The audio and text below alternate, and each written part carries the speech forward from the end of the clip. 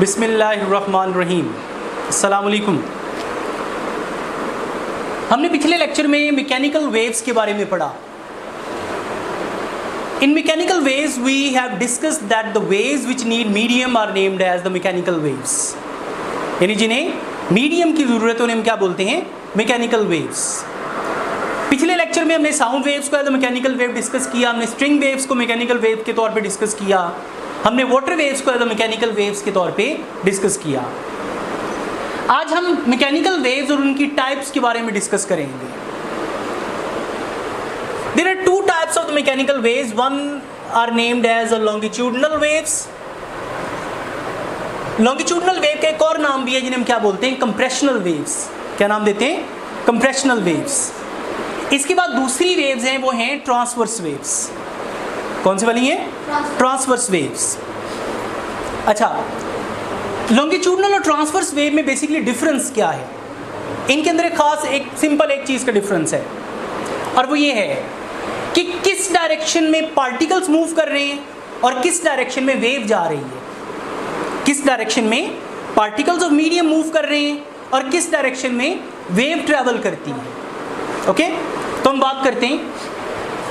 हमारे पास इसके लिए एक्सपेरिमेंटल ऑब्जेक्ट है, वो है स्लिंकी। मेरे पास कोई बड़े साइज़ का नहीं है, ये थोड़ा सा छोटे साइज़ का स्लिंकी है। अगर मैं इसको पुश एंड पुल करूं, ऐसे पुल पुश, तो उसमें ये जो मेरे हाथ की मस्कुलर एनर्जी है वो इस्तेमाल होगी इसकी लूप्स को कंप्रेस करने में या खोलने में। ओके, तो अगर मैं थोड़ा ज़ोर से आगे पीछे इसको करूं तो इसका मतलब है कि मेरे हाथ से वेव्स आगे ट्रैवल करेंगी, और इसमें पार्टिकल तो मीडियम कैसे मूव करेंगे? आगे पीछे। वेव जाएगी आगे को, और पार्टिकल तो मीडियम भी क्या कर रहे हैं? आगे पीछे मूव कर रहे हैं। इसका मतलब ये हुआ कि in longitudinal waves the particles of medium move parallel to the direction of propagation of wave. यानी इसके लिए हमने जो एक्सपेरिमेंटल ऑब्जेक्ट लिया वो है स्लिंकी। स्लिंकी क्या होता है? लॉन्ग लूज स्प्रिंग, एक लंबा थोड़ा सा लूज स्प्रिंग क्या कहलाता है? स्लिंकी। अच्छा, आप स्लिंकी को किसी एक स्पोर्ट के साथ टाई कर लें, ऐसे, ये इसकी लूप्स कहलाएंगी। ये जो आपको ये नजर आ रही है इसकी टर्न्स क्या कहलाएंगी? इसकी लूप्स। ओके, अच्छा, अगर मैं इसको पुल करूं और उसके बाद पुश करूं, मैं इसको वाइब्रेटरी मोशन दे रहा हूं, ठीक है? अपनी मीन पोजीशन के गिर्द में पुल एंड पुश कर रहा हूं ऐसे। मेरे हाथ की मोशन कौन सी है? Vibratory motion. तो जब मैं पुल करूंगा तो इस स्प्रिंग की जो लूप्स हैं वो ओपन हो जाएंगी। क्या हो जाएंगी? ओपन। और जब मैं पुश करूंगा तो वो थोड़ा सा क्लोज हो जाएंगी। इस तरह देखिए, जब मैंने पुल किया तो ये खुलाव पैदा हुआ। खुलाव को कहते हैं रेरफैक्शन। क्या बोलते हैं? रेरफैक्शन। जब मैं इसको पुश किया जिससे दबाव प्रोड्यूस हुआ, जो दबाव को बोलते हैं कंप्रेशन। ओके, तो ये रेरफैक्शन और कंप्रेशन की फॉर्म में वेव आगे ट्रैवल करेगी। तो such a wave which moves in the form of compressions and rarefactions is called the longitudinal और कंप्रेशनल वेव। उसे हम क्या बोलते हैं? लॉन्गिट्यूडनल या कंप्रेशनल वेव। ओके, इसमें पार्टिकल्स और मीडियम मूव कर रहे हैं आगे पीछे, और वेव जो खुद जा रही है वो आगे को जा रही है, क्योंकि वेव आपके हाथ से स्पोर्ट की तरफ ट्रैवल करेगी। वेव कहाँ से रहेगी? आपके हाथ से स्पोर्ट तक, और पार्टिकल्स उसके पैरेलल मूव कर रहे हैं। तो जहाँ पे पैरेलल मोशन हो उसे हम क्या बोलते हैं? Longitudinal wave. ओके, अच्छा, अब हम इस तरफ आते हैं। इसी स्लिंकी का ही इस्तेमाल हम करेंगे। अगर मैं स्लिंकी को, यानी पहले तो मैंने पुल एंड पुश किया है, अब मैं इसे अप डाउन मूव करूंगा। देखो ना, अपनी मीन पोजीशन की गिर्द ऊपर नीचे मूव करूंगा ऐसे। तो जब मैं इसको ऊपर नीचे मूव करूंगा तो इसके कुछ पोर्शन मीन पोजीशन से ऊपर चले जाएंगे और कुछ पोर्शन मीन पोजीशन से नीचे। देखिए, फर्ज करें कि ये मीन पोजीशन थी पहले वाली, ये इसमें कुछ पोर्शन ऊपर चले गए जिन्हें हम बोलते हैं क्रेस्ट, और कुछ पोर्शन नीचे आ गए जिन्हें हम बोलते हैं ट्रफ। इसमें क्या था? रेयरफैक्शन और कंप्रेशन, और इसमें क्या है? Crusts and troughs. क्रस्ट उभरे हुए हिस्से, ट्रफ्स पिचके हुए हिस्से, नीचे को गए हुए हिस्से। ओके, तो इसमें देखिए पार्टिकल तो मीडियम मूव कर रहे हैं ऊपर और नीचे, लेकिन वेव कहाँ जा रही है? आपके हाथ से स्पोर्ट की तरफ। इनके दरम्यान कौन सा एंगल बन रहा है? 90 डिग्री का। कौन सा एंगल बन रहा है? 90 डिग्री। जहां वेव और पार्टिकल्स एक दूसरे के परपेंडिकुलर हो जाएं, उसे क्या बोलते हैं? Transverse wave. क्या बोलते हैं इसे? Transverse wave always move in the form of crest and troughs. किस फॉर्म में मूव करती है? क्रस्ट एंड ट्रफ की सूरत में। But compressional longitudinal wave always move in the form of compressions and rarefactions. Okay, तो कंप्रेशनल वेव की एक तो मैंने ये मिसाल दे दी जो स्लिंकी में प्रोड्यूस हुई। दूसरी इसकी साउंड वेव भी एग्जांपल है। वो यूनिट 2 में जब हम आगे साउंड वाला चैप्टर करेंगे ना, उसमें मैं ट्यूनिंग फोर्क वाले एक्सपेरिमेंट से इसको बेहतर तौर पे करेंगे।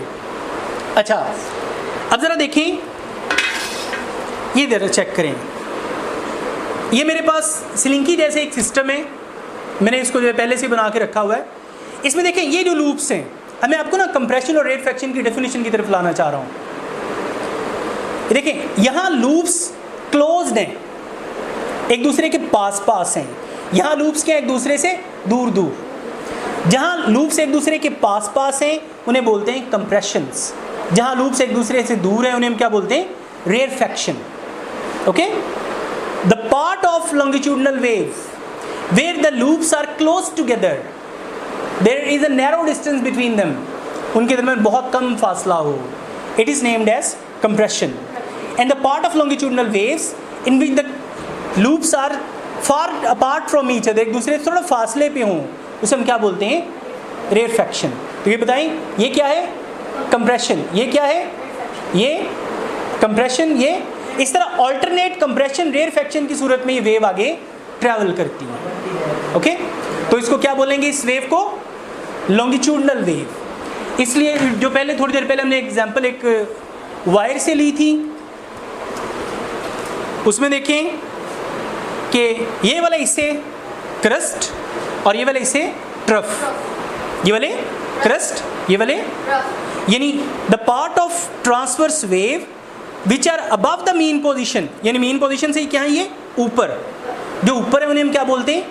क्रस्ट। और the part of longitudinal wave which are below the mean position are named as troughs. इन्हें हम क्या बोलते हैं? ट्रफ्स। ये क्रस्ट, ये क्रस्ट, ये ट्रफ, वो ट्रफ। ओके, अच्छा, अब हम आते हैं इन दोनों के वेवलेंथ को कंपेयर करते हैं। पहले हम वेवलेंथ डिस्कस करते हैं कंप्रेशनल या लॉन्गिट्यूडनल वेव का। The distance between two consecutive compressions, consecutive compressions और टू कंसेक्टिव रेयरफैक्शंस, यानी दो साथ मिले हुए कंप्रेशंस या दो साथ मिले हुए रेयरफैक्शंस के दरमियान फासले को क्या बोलेंगे? वेवलेंथ। क्या बोलते हैं इसे? वेवलेंथ को एक ग्रीक लेटर से शो करते हैं,